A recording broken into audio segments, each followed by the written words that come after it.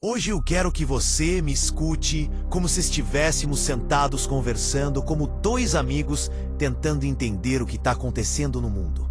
Porque o que eu vou te mostrar agora talvez mude completamente a forma como você olha para o tempo em que estamos vivendo. Existe um livro na Bíblia que muita gente evita.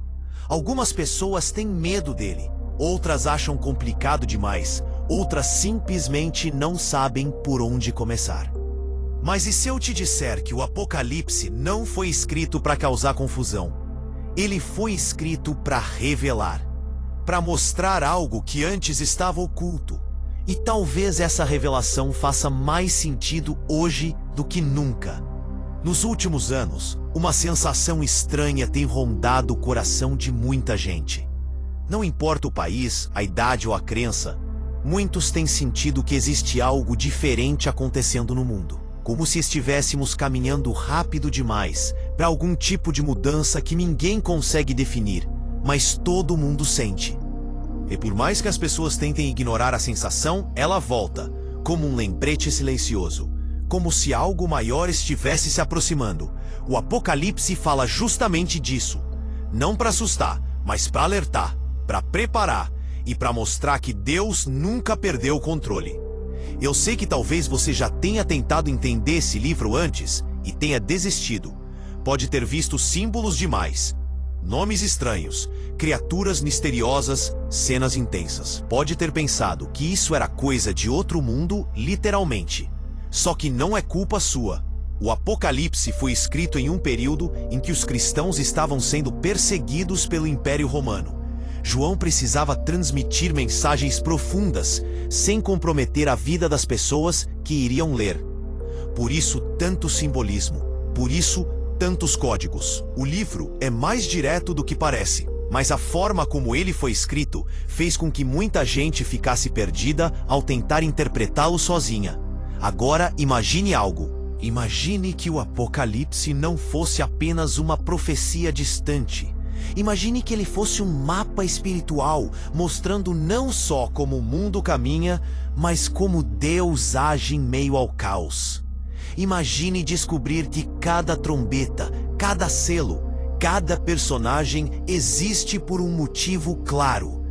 E que tudo isso tem mais relação com o tempo em que vivemos do que com o futuro longínquo. Essa perspectiva muda tudo, porque quando você entende o cenário do primeiro século, o livro deixa de parecer estranho e começa a fazer sentido. E é por isso que hoje vamos caminhar juntos por esse estudo completo. Vamos olhar para o Apocalipse como João queria que seus leitores enxergassem, não como um livro de terror, mas como uma carta de esperança. E para entender bem essa revelação, precisamos começar do início, de como esse livro nasceu, de quem escreveu, de onde escreveu, é de por que escolheu exatamente essas palavras. João estava exilado na ilha de Patmos, um lugar árido e isolado usado para punir presos políticos. Ele não estava ali por cometer um crime, ele estava ali por pregar o Evangelho, em uma época em que o Império Romano exigia a adoração absoluta ao imperador. A fé cristã era vista como uma ameaça ao sistema político e religioso. Por isso, João estava afastado, separado da igreja, cercado por soldados, sem qualquer perspectiva humana de liberdade. E foi justamente ali, em um dos momentos mais sombrios de sua vida, que Deus abriu os céus e mostrou a ele tudo o que iria acontecer. Quando entendemos esse contexto, o Apocalipse deixa de ser apenas um livro e passa a ser uma experiência. João não escreveu sozinho, ele escreveu o que viu, o que ouviu, o que recebeu diretamente do próprio Cristo glorificado. E é por isso que cada símbolo tem força, cada imagem tem peso. Ele descreve o indescritível usando palavras humanas, porque não existe forma fácil de explicar uma visão tão profunda. E mesmo assim, ele tentou. Ele registrou cada detalhe para que nós hoje pudéssemos entender o plano de Deus para a história. O gênero literário usado no Apocalipse é chamado de literatura apocalíptica. Era um estilo comum entre os judeus quando queriam transmitir mensagens profundas em tempos de perigo. A ideia era esconder verdades dentro de imagens simbólicas, para que quem tivesse entendimento compreendesse e quem perseguisse não conseguisse decifrar. Isso explica não só a linguagem, mas também a estrutura. Tudo foi escrito de modo a proteger e ao mesmo tempo revelar. E isso faz do Apocalipse um livro único. Não existe nada parecido na Bíblia. E a partir de agora, vamos montar o grande quebra-cabeça. Primeiro, entendendo a estrutura geral do livro, porque quando você vê o mapa completo, tudo começa a se encaixar. Imagine o Apocalipse dividido em grandes blocos que funcionam como portas que se abrem uma após a outra, revelando camadas diferentes de uma mesma verdade. É como se João assistisse a vários ciclos, cada ciclo mostrando a mesma história, só que aprofundando cada vez mais. E quando você percebe isso, o livro deixa de parecer confuso. Nos próximos minutos, vamos entender esses blocos um por um. Vamos ver a visão de Cristo glorificado, as mensagens às 7 igrejas, o trono de Deus, os selos, as trombetas, os personagens proféticos, as taças e a grande cena final. E quanto mais você compreender essa ordem, mais claro tudo ficará. Então respira fundo e vem comigo, porque estamos apenas começando. E o que vem agora vai abrir completamente a sua visão sobre o Apocalipse. Agora que você já entendeu o cenário em que o Apocalipse nasceu, podemos avançar para algo essencial: a estrutura do livro. Porque quando você olha o livro como um todo, antes de mergulhar nos detalhes, tudo fica muito mais claro. O Apocalipse não é uma sequência de eventos aleatórios. Ele é organizado como uma revelação progressiva, que mostra o mesmo quadro em diferentes níveis de profundidade. É como subir uma montanha. De longe você vê o formato geral, depois vê as curvas, depois vê as pedras, e quando chega no topo, percebe que tudo fazia sentido desde o começo. O livro começa com a visão de Cristo glorificado. João não vê Jesus como o carpinteiro de Nazaré. Ele vê o Filho de Deus em glória, usando símbolos que representam autoridade, poder e pureza. Isso é importante porque antes de falar sobre o futuro, Deus mostra quem está no controle da história.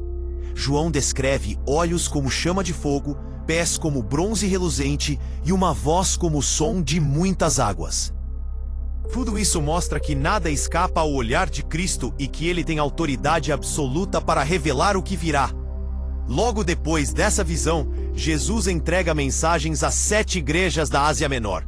Essas igrejas existiam de verdade, mas cada uma delas também representa tipos de cristãos e tipos de comunidades espirituais que existem até hoje.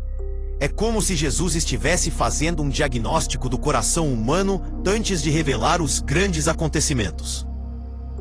Ele elogia algumas igrejas por sua fidelidade, repreende outras por sua frieza e alerta outras por estarem quase perdendo a fé. Esse detalhe é importante porque mostra que o Apocalipse não começa falando do mundo, ele começa falando da igreja. Ou seja, Deus primeiro ajusta o seu povo e depois fala do restante da história. Depois das mensagens às igrejas, João é levado para o céu. Ele não sobe fisicamente, mas espiritualmente. E ali ele vê algo que é o centro de todo o Apocalipse: o trono de Deus. A visão mais importante do livro não é um selo, uma trombeta ou uma profecia. É o trono. Porque tudo o que acontece no livro acontece a partir dali. João vê Deus sendo adorado por seres angelicais, vê um arco-íris ao redor do trono, simbolizando a aliança, e vê 24 anciãos representando a eternidade do povo de Deus. Essa visão foi dada para que João e nós entendêssemos que antes que qualquer julgamento ou evento aconteça, existe um Deus soberano reinando com perfeição. E então João vê algo que o deixa perplexo: um livro selado com 7 selos. Esse livro representa o plano de Deus para a história da humanidade. Mas ninguém no céu, na terra ou debaixo da terra era digno de abri-lo. João começa a chorar, porque aquilo significaria que o propósito de Deus permaneceria oculto para sempre. Mas ao lado dele, um dos anciãos diz: "Não chores, porque o leão da tribo de Judá venceu." Só que quando João vira para ver o leão, ele não enxerga um leão.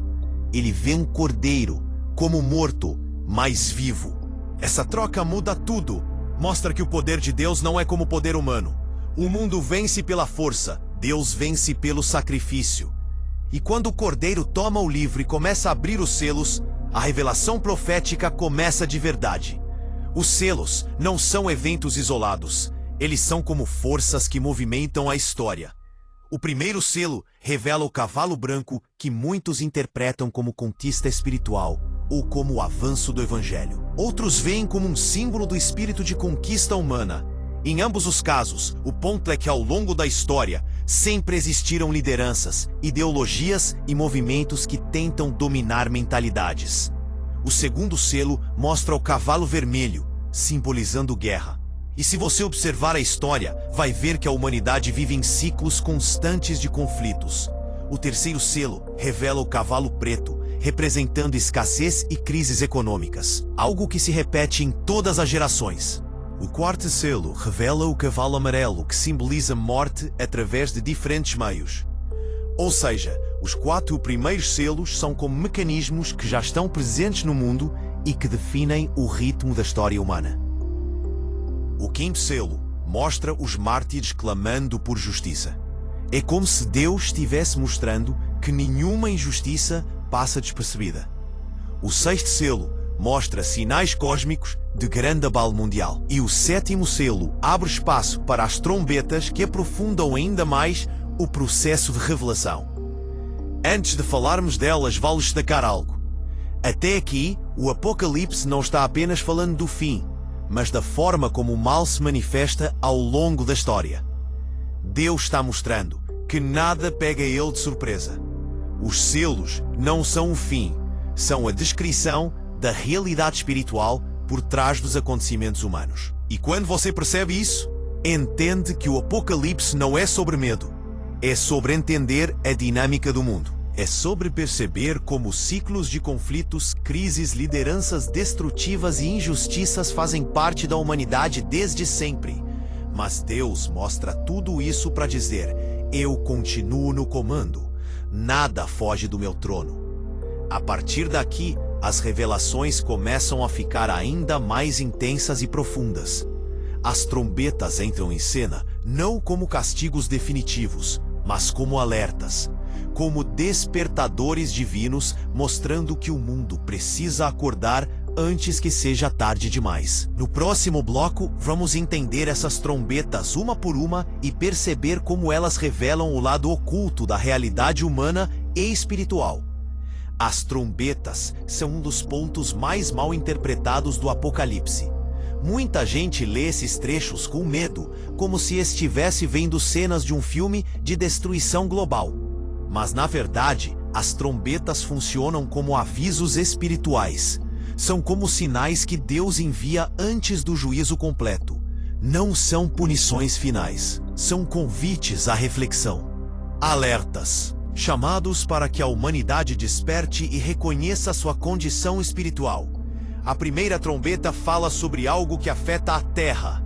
A segunda afeta o mar. A terceira, as águas potáveis. A quarta, o céu.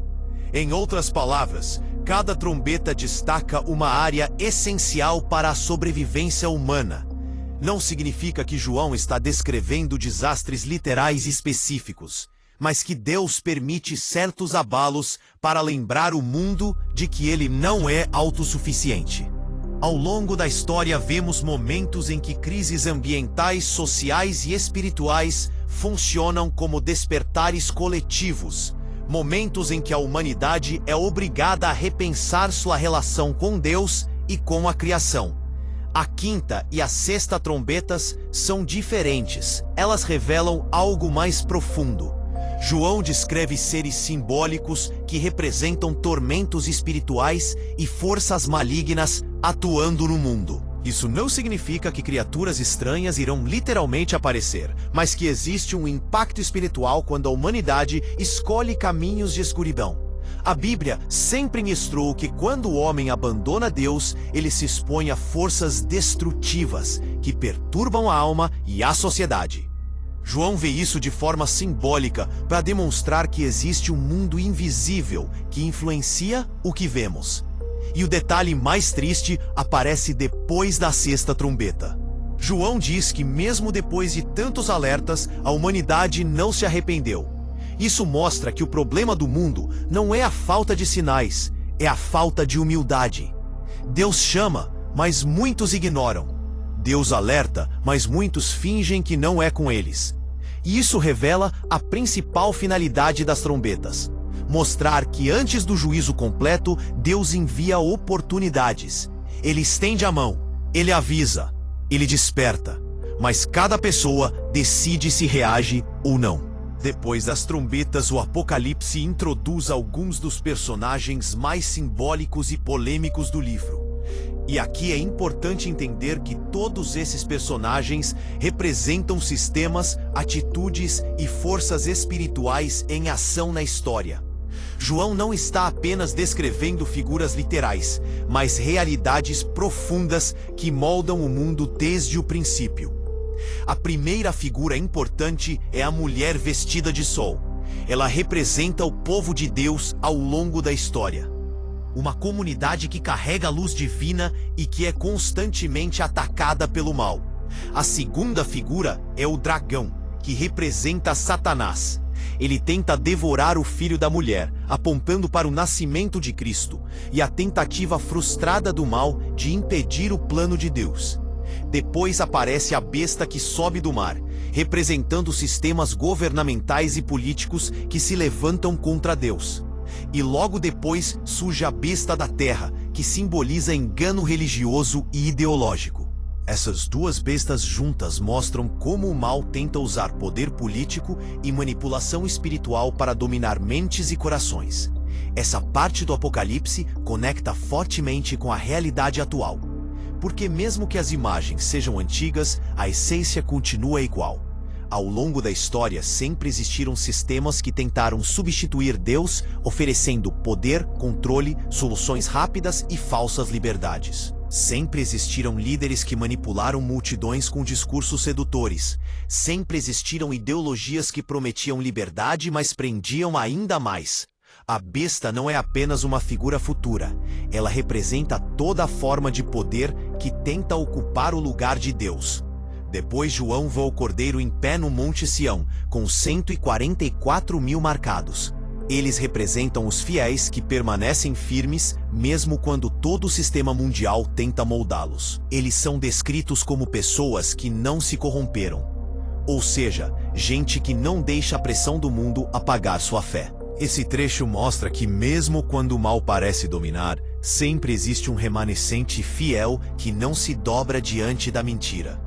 Então João vê 3 anjos trazendo mensagens para o mundo.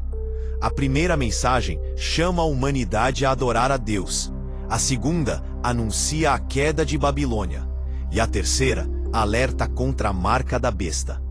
Cada mensagem funciona como um anúncio profético, mostrando que o sistema que se opõe a Deus não vai durar para sempre. A queda de Babilônia é inevitável, porque nenhum império construído sobre orgulho, injustiça e exploração permanece. E a marca da besta representa a submissão completa ao sistema do mal. Não é apenas um sinal físico, mas uma decisão espiritual e moral. É escolher obedecer a um sistema ao invés de obedecer a Deus. Em seguida, João descreve a colheita final.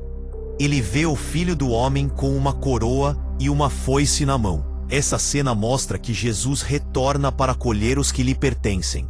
Assim como um agricultor separa o trigo da erva daninha, Deus separa aqueles que permaneceram fiéis daqueles que rejeitaram sua graça. É uma imagem forte, mas também cheia de justiça, porque mostra que ninguém ficará perdido no meio da confusão. Deus conhece os seus. Ele não deixa seus filhos misturados para sempre com o mal. Depois dessa colheita poderosa, o livro avança para um dos momentos mais intensos do Apocalipse. As taças da ira de Deus. Elas representam o juízo final sem mistura com misericórdia. Se nas trombetas ainda havia chance de arrependimento, aqui a porta se fecha. A graça foi oferecida ao mundo inteiro. As pessoas tiveram tempo, tiveram oportunidade, tiveram sinais, mas muitos escolheram rejeitar. E quando isso acontece, o juízo vem como justiça. As taças são despejadas sobre a terra de forma progressiva, mostrando que Deus não ignora a maldade. Ele espera, ele chama, ele avisa. Mas quando o mal insiste, ele intervém para restaurar a ordem. Cada taça revela consequências diretas da rebelião humana. E ao final delas, o mundo chega ao ponto de confronto máximo entre o bem e o mal. A batalha que encerra toda a história humana está prestes a acontecer. Agora entramos em um dos momentos mais marcantes do Apocalipse, a queda de Babilônia. Para entender a força dessa cena, é importante lembrar que Babilônia não representa apenas uma cidade antiga. Ela simboliza um sistema, um estilo de vida baseado em orgulho, excesso, exploração e afastamento total de Deus. É tudo aquilo que oferece brilho, mas sem profundidade. Poder, mas sem justiça. Liberdade, mas sem verdade. Babilônia é o retrato da humanidade quando decide construir seu próprio reino sem Deus. E ao longo da história, vários impérios carregaram esse espírito. O ponto é que nenhum deles permaneceu de pé para sempre. João descreve Babilônia como uma grande cidade que seduziu reis, comerciantes, povos e nações. Isso mostra que o sistema do mal não age apenas através de ameaças abertas. Ele age seduzindo, oferecendo vantagens e criando dependência. Um mundo baseado em consumo exagerado, desigualdade, espiritualidade falsa e valores distorcidos. João vê anjos anunciando sua queda, dizendo: "Caiu, caiu a grande Babilônia." Essa repetição enfatiza que a queda é irreversível. Quando Deus decide pôr fim a um sistema injusto, não existe poder humano capaz de impedir. O mais interessante é que no texto, várias vozes reagem de forma diferente à queda. Os reis lamentam porque perderam sua fonte de poder. Os comerciantes lamentam porque sua riqueza acabou. Os marinheiros lamentam porque seu comércio foi destruído. Cada grupo chora por perder seus privilégios. Em outras palavras, o Apocalipse mostra que quando Deus derruba estruturas injustas, quem perde não é quem vive em sofrimento, mas quem vivia sustentado pelo abuso. Isso revela o caráter justo do juízo de Deus. Ele não destrói inocentes. Ele destrói sistemas que ferem vidas. Depois da queda de Babilônia, surge uma das cenas mais impressionantes. O céu inteiro começa a celebrar. Multidões de anjos e salvos exaltam Deus pela justiça finalmente revelada. É como se todas as vozes que foram silenciadas pela injustiça agora pudessem cantar. Isso mostra que o juízo de Deus não é sobre destruição, mas sobre restauração. Quando Deus intervém, ele limpa o terreno para reconstruir. E é por isso que o céu celebra, porque finalmente o mal estrutural é derrubado. Em seguida, João descreve a grande batalha final conhecida como Armagedon. Muita gente imagina essa batalha como um enorme confronto militar, com armas e exércitos no sentido literal. Mas o texto não descreve detalhes físicos de guerra. A batalha é espiritual. O que está em jogo é a autoridade de Deus contra a rebelião das nações influenciadas pelo dragão e pelas bestas. O mal reúne suas forças como se pudesse enfrentar o cordeiro. Mas a verdade é que essa batalha não é equilibrada. Deus não luta para ver quem vence. Ele simplesmente declara a vitória. A aparição de Cristo nesta parte é impactante. Ele aparece como um guerreiro justo, montado em um cavalo branco, com olhos que tudo veem e um manto tingido de sangue, simbolizando sua entrega na cruz. De sua boca sai uma espada que representa a palavra de Deus. Ou seja, Cristo não vence pela força física. Ele vence pelo poder de sua verdade. Ele não precisa de armas. Sua autoridade é suficiente. Quando ele fala, tudo se cumpre. O mal cai. O sistema das bestas desmorona. Os inimigos são derrotados sem qualquer possibilidade de resistência real. Após essa vitória, João fala sobre o milênio. Este é um dos temas mais debatidos do Apocalipse. Algumas interpretações veem o milênio como 1000 anos literais em que Cristo reina fisicamente na Terra. Outras veem como um período simbólico representando a vitória espiritual de Cristo sobre o mal. O texto mostra que Satanás é preso por 1000 anos para que não engane mais as nações. Depois desse tempo, ele é solto por um breve período e então derrotado definitivamente. A ideia central aqui é clara. Deus permite que o mal atue por um tempo, mas controla seus limites. O mal nunca domina a história. Ele apenas existe dentro do período que Deus permite. Esse trecho também mostra o julgamento dos que morreram na fé. Pessoas que entregaram suas vidas por Cristo ou que permaneceram firmes em meio às pressões do mundo. Eles reinam com Cristo, participam de sua vitória e são honrados diante do universo. Esse detalhe é importante porque mostra que nada passa despercebido diante de Deus. Cada pessoa que permaneceu fiel, mesmo diante de pressões sociais, perseguições ou tentações, recebe sua recompensa justa. Depois disso acontece o juízo final. João vê um grande trono branco. Diante dele estão todas as pessoas que viveram na terra, grandes e pequenas, conhecidas e desconhecidas, e todas as épocas. Livros são abertos e um livro especial chamado Livro da Vida é lido. Cada pessoa é julgada segundo suas obras. Não porque as obras salvam, mas porque elas evidenciam escolhas. Este é o momento em que Deus ajusta todas as contas da história. Nada fica escondido, nada fica sem resposta. Tudo é revelado com justiça perfeita. E o mal é removido para sempre. Logo depois do juízo, João vê algo que supera qualquer visão anterior. Ele vê um novo céu e uma nova terra. Porque o primeiro céu e a primeira terra passaram. A criação inteira é renovada. Tudo aquilo que o pecado corrompeu, Deus restaura. João vê a nova Jerusalém descendo dos céus como uma noiva enfeitada para seu esposo. Essa imagem simboliza beleza, perfeição, pureza e relacionamento. É a promessa de que a humanidade voltará a viver em plena comunhão com Deus. E então João ouve uma voz dizendo algo que resume todo o propósito da história. Eis o tabernáculo de Deus com os homens. Ele habitará com eles. Eles serão seu povo, e Deus mesmo estará com eles. Essa é a verdadeira essência da eternidade. Não é apenas viver para sempre. É viver para sempre com Deus. Sem dor, sem doença, sem lágrimas, sem morte, sem separação. Tudo aquilo que hoje nos causa sofrimento desaparece. Deus enxuga dos olhos toda lágrima. A vida finalmente volta a ser como deveria ter sido desde o começo. O Apocalipse termina mostrando que tudo no fim aponta para a restauração, não para o medo. Não para a destruição. A grande mensagem do livro é que Deus vence, o bem vence, a justiça vence, e o povo de Deus vive eternamente em paz.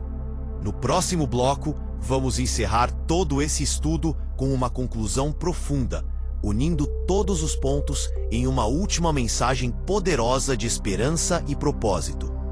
Quando falamos sobre o retorno de Cristo, muitos imaginam algo distante, simbólico ou até poético demais. Mas a Bíblia não descreve essa cena como um acontecimento suave. Pelo contrário, é um evento cósmico, visível, inevitável e completamente transformador. E eu quero que você imagine isso comigo, não como quem vê um filme qualquer, mas como alguém que entende que tudo isso tem relação direta com a sua vida. Porque tem. Nada na profecia bíblica existe para encher páginas. Cada detalhe foi colocado ali para preparar, alertar e ajustar nosso coração. A primeira coisa que João registra é que o retorno de Cristo será acompanhado de sinais no céu que ninguém poderá ignorar. Ele não virá secretamente escondido ou de forma silenciosa. A Bíblia diz que todo olho o verá. E isso muda completamente a forma como entendemos o Apocalipse. Porque significa que o fim não será um mistério revelado só para alguns, mas um acontecimento global. em que cada ser humano, independente de cultura, idioma ou crença, será testemunha do maior evento da história. E é por isso que eu venho repetindo desde o início deste estudo. O foco das profecias não é causar medo, mas despertar consciência. Imagine a cena: o céu se abrindo, como se a própria estrutura do universo estivesse cedendo espaço para a aparição daquele que criou tudo. A Bíblia descreve Cristo vindo com poder e grande glória, acompanhado de miríades de anjos. Aquela imagem frágil que alguns fazem de Jesus desaparece completamente. Não é o Jesus ferido, rejeitado e sangrando na cruz. É o Rei dos Reis, o soberano, o juiz justo, o Messias que agora assume seu lugar definitivo na história humana. E isso faz com que todo o sofrimento que enfrentamos ganhe uma perspectiva completamente nova. Muita gente pergunta: por que Deus simplesmente não acabou com o mal de uma vez? Por que permitir tanto sofrimento, guerras, tragédias, dores profundas que às vezes tiram o ar da gente? A resposta está no próprio Apocalipse. Deus não age pela impulsividade humana. Ele age em justiça perfeita. Ele dá tempo, ele chama, ele avisa, ele levanta profetas, envia sinais, torta consciências. Mas chega um momento em que o mal precisa ser interrompido. E o retorno de Cristo é exatamente esse ponto de virada definitiva. Nesse retorno, a Bíblia explica que os mortos em Cristo ressuscitarão primeiro. Isso significa que a morte, essa inimiga silenciosa que acompanha a humanidade desde o Éden, finalmente perde seu poder. A ressurreição é a prova máxima de que Deus não criou você para acabar no pó. Ele criou você para a eternidade. E quando Cristo retorna, essa verdade se manifesta de forma completa. Depois da ressurreição dos santos, os que estiverem vivos serão transformados. E essa transformação não é simbólica, é literal. João descreve que receberemos corpos incorruptíveis, livres de dor, enfermidade, medo e fragilidade. E logo após isso, Cristo derrota o anticristo, o falso profeta, e finalmente estabelece o juízo sobre o mal organizado. O diabo é preso, encerrado, impedido de continuar sua destruição. Essa parte sempre faz muitas pessoas aliviarem o peito, porque vivendo no mundo em que vivemos hoje, cheio de corrupção, violência, injustiça e maldade, saber que tudo isso tem um prazo de validade traz uma esperança real. Não é otimismo barato, é promessa bíblica. E então, depois de tudo isso, começa algo que muitos nunca estudaram com profundidade: o milênio. Um período de paz verdadeira, governado por Cristo, onde justiça e verdade não serão teoria, mas a regra absoluta. Pela primeira vez desde o início da humanidade, o mundo experimentará o que sempre deveria ter sido. É o cumprimento de Isaías, quando ele diz que o conhecimento da glória do Senhor encherá a terra como as águas cobrem o mar.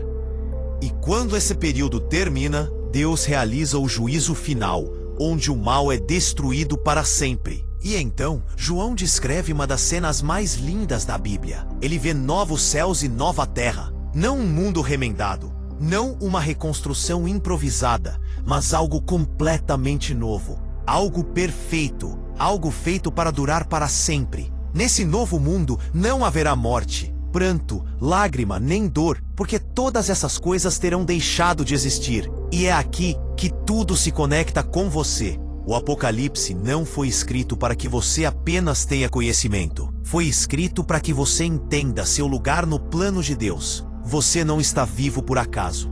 Você não está ouvindo esse estudo apenas por curiosidade. De alguma forma, Deus trouxe você até aqui para que você lembrasse que existe um propósito muito maior do que a correria do dia a dia, as lutas, os medos e até mesmo as feridas que você carrega. O Apocalipse é a revelação do fim da história humana e do começo da eternidade. E essa eternidade está sendo preparada para aqueles que escolherem caminhar com Cristo. Não porque são perfeitos, mas porque reconhecem que precisam dele. E talvez esse seja o ponto mais importante de todos. Tudo que está escrito no Apocalipse só faz sentido quando você entende que Deus sempre quis que você estivesse com Ele no final dessa história.